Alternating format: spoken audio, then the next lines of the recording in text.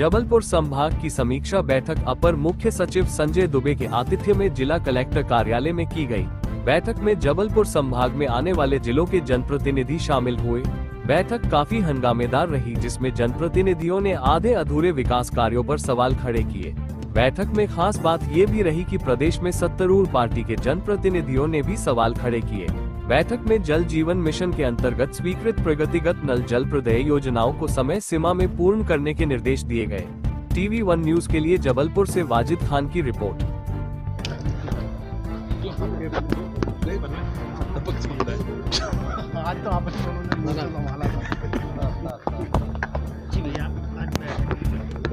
आज की बैठक में समीक्षा बैठक ACS के अध्यक्षता में होना था।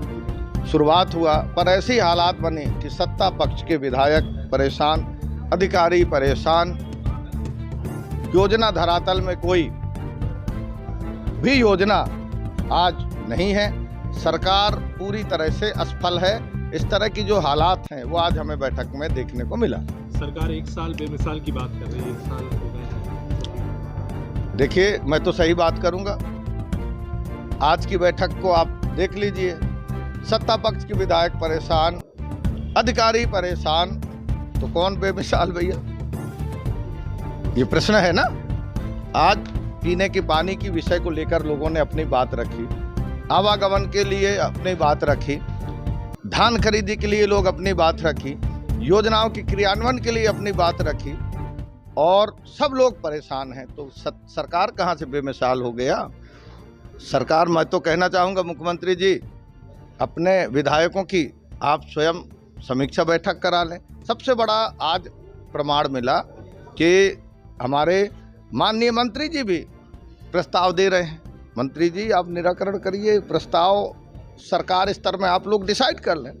तो मंत्री जी भी परेशान। तो ये हालात हैं।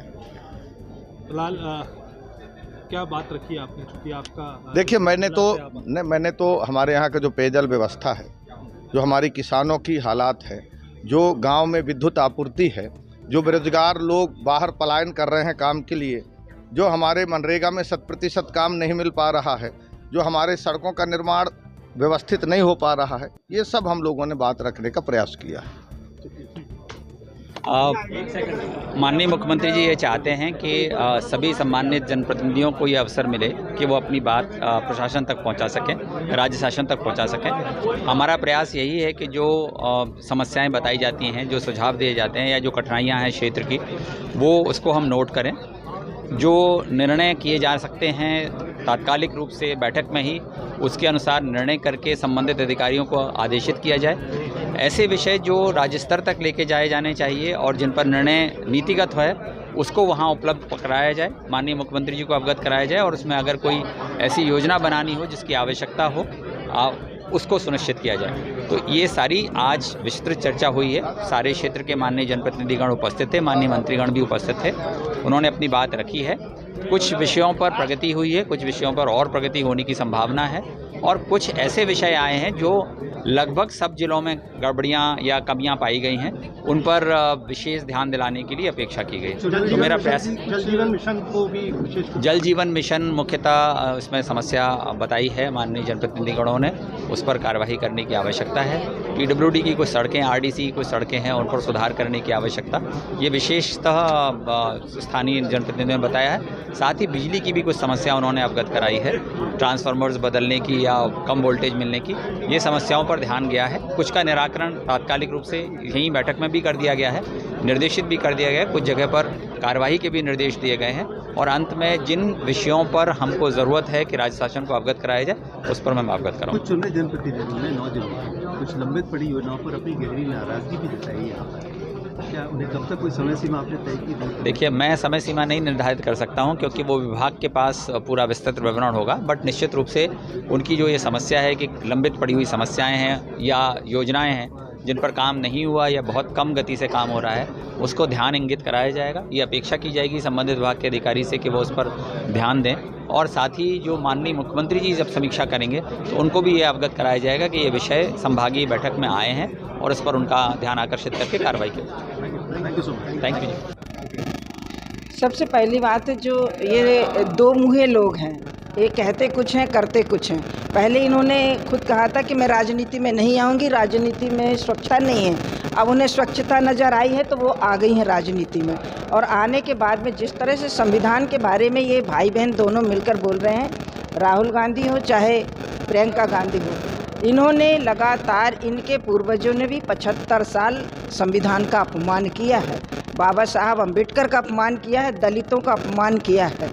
आज देश के यशस्वी प्रधानमंत्री माननीय श्री नरेंद्र मोदी जी संविधान को लेकर, जो बाबा साहब अम्बेडकर की विचारधारा को लेकर गरीबों तक जा रहे हैं, वो इनसे रहा नहीं जा रहा है, क्योंकि अब गरीब पूरी तरह से जान चुका है कि हमारे हित की बात कौन कर रहा है। इसलिए आज इनकी जो दुर्दशा है, जेब में लेकर ये संविधान को घूमते हैं और जैसे ही अवसर मिलता है ये मंच पर संविधान की कॉपी दिखाने लगते हैं और अंदर कोरे पन्ने होते हैं। इस प्रकार की इनकी दो मुही भाषा और इन्होंने जिस तरह से अपमान देश का किया है, जनता ने इन्हें करारा जवाब दिया है। अब एन कैन प्रकरण उनकी बहन आ गई हैं, बहन संविधान पर लेक्चर दे रही हैं। अभी हमारे यशस्वी मंत्री माननीय राजनाथ जी ने इनकी पूर्ण तरह से जवाब दिया है और सोमवार को माननीय हमारे अमित शाह जी जवाब देंगे। और जिस तरह से ये कटघरे में आज खड़े हुए हैं, उसके बचने का ये पूरे चांस ढूंढते हैं। इनके पास कोई जवाब नहीं है, ये सिर्फ